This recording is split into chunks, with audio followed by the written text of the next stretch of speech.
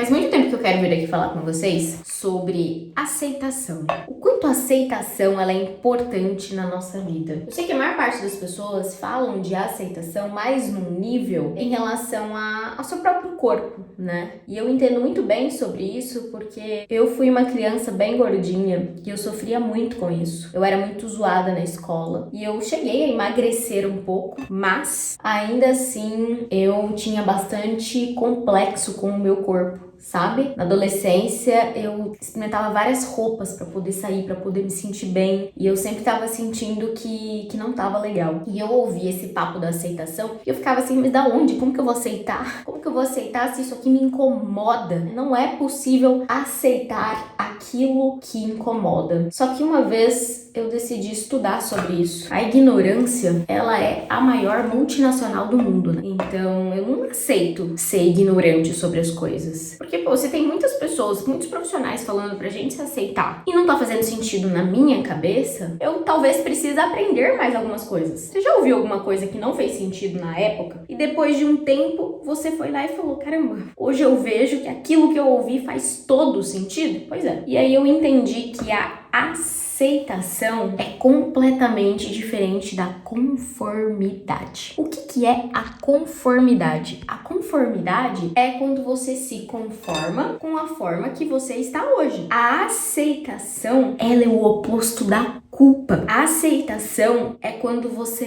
para de brigar com a realidade. A aceitação é quando você olha pra você, por mais que você não goste daquilo que você está vendo, mas você não perde o seu valioso tempo brigando com aquela realidade. Você aceita que aquilo está assim, porque a gente só consegue mudar aquilo que a gente reconhece. A culpa, ela não traz mudança, ela só traz peso na nossa vida. E quantas vezes eu fiquei carregando esse peso e nada na minha vida saía do lugar. Eu consegui mudar o meu corpo quando eu comecei a aceitar e parar de brigar, parar de ficar olhando no espelho e falando, nossa, por que eu tô assim, né? Eu consegui mudar várias situações na minha vida com esse olhar. A nível financeiro, por exemplo, teve uma época que eu odiava a minha situação financeira. Minha situação financeira, ela me fazia muito mal. Eu não me sentia valorizada com o dinheiro que eu tinha naquela época. Só que brigar com essa realidade é uma perda de tempo. Quem briga com a realidade não está ocupando o tempo necessário, suficiente para, de fato,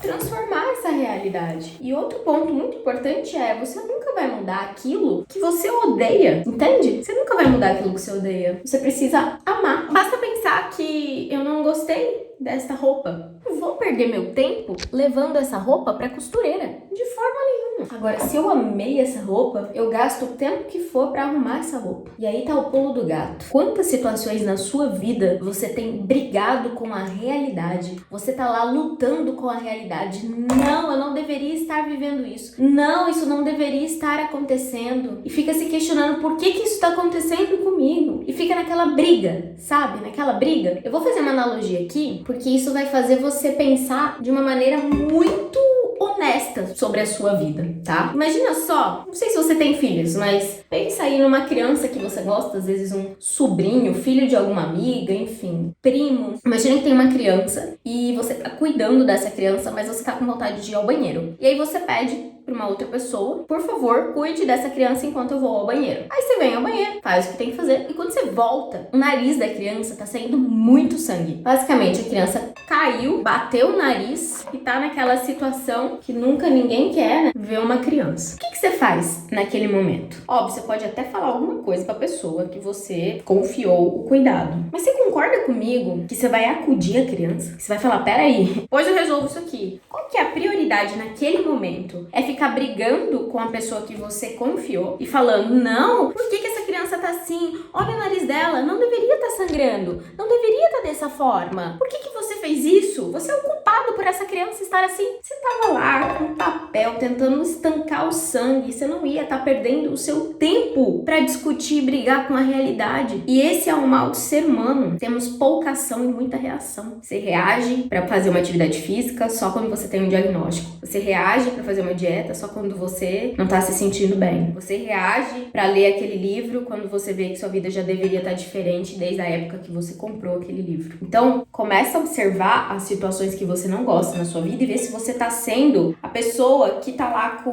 a vida sangrando, mas tá brigando com o que aconteceu, sendo que você não tem poder sobre aquilo que te aconteceu. O teu único poder é com aquilo que vai acontecer. E por estar presa e brigando com o que aconteceu, você deixa de fazer diferente. Por isso que procrastinadores repetem ciclos, porque a procrastinação ela causa culpa, e a culpa é quando você fica brigando com a realidade. Quem briga com a realidade não consegue transformar a realidade. Cuidado, muito cuidado com isso, porque a culpa ela é um peso que eu carreguei por muito, mas muito tempo na minha vida. E eu sei que ela dói, que ela tira o sono, que ela adoece a gente. Eu lembro de perder o brilho nos meus olhos. Lembro que os meus maiores sonhos se tornaram um pesadelo, de tanto que eu procrastinei. E eu tinha medo de sonhar, sabe? Medo de sonhar e me decepcionar, tanto que eu já tava me decepcionando. Você começa com uma mega expectativa e de repente você falha. Você falha com aquilo que você mais quer na vida. Você falha com você mesma. E como é difícil a gente se perdoar, por isso que as pessoas param no meio do caminho, porque elas ficam presas na culpa. Quanto pesa a sua culpa hoje? Quanto você tem brigado com a realidade e deixado de transformar essa realidade? Para de colocar tudo no futuro. No futuro você vai ser feliz, no futuro você vai se amar. Quando você tiver tal coisa ou conquistar tal meta, você vai de fato ser feliz. O ser feliz não pode ser uma condição na sua vida. Pensa e reflete sobre essa frase. Não espere ter tudo para aproveitar a vida. Você já tem a vida para aproveitar tudo.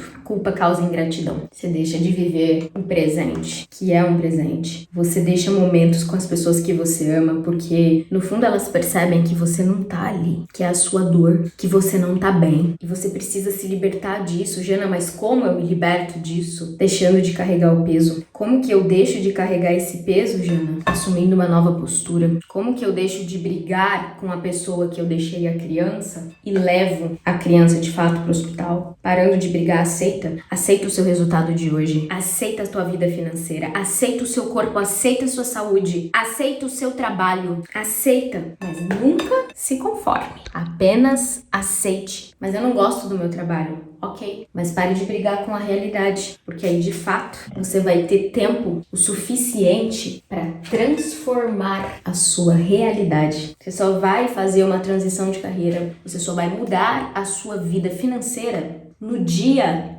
que você dedicar tempo à mudança e não à culpa pelo que se está vivendo. A culpa é um peso que você não pode carregar. E ela faz você, assim como o medo, viver na mente. Quem vive na mente, não vive na vida. Escolha viver na vida. E pare de esperar tudo acontecer para que você possa aproveitar a sua vida. A vida já tá aí para você aproveitar tudo. Agradeça, dê valor na sua vida e pare de brigar com a realidade.